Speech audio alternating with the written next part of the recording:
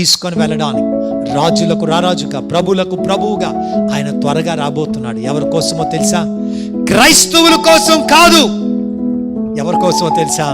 జీవము కలిగిన దేవుని యొక్క వాక్యానుసారముగా జీవించుచున్న వారి కోసం. I want to repeat that one again. ఈ ఉదయకాల సభలో మరొకసారి అద్భుతకరమైన సత్యాన్ని పరిశుద్ధాత్మ దేవుడు మీ వినికడలో వినిపింపజేయాలనుకుంటున్నాడు.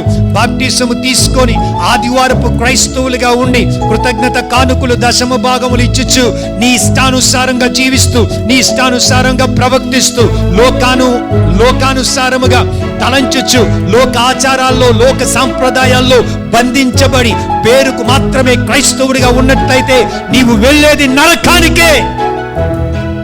ఈ పరిశుద్ధ లేఖనములు ప్రకారముగా జీవించుచున్న వారి కొరకు మాత్రమే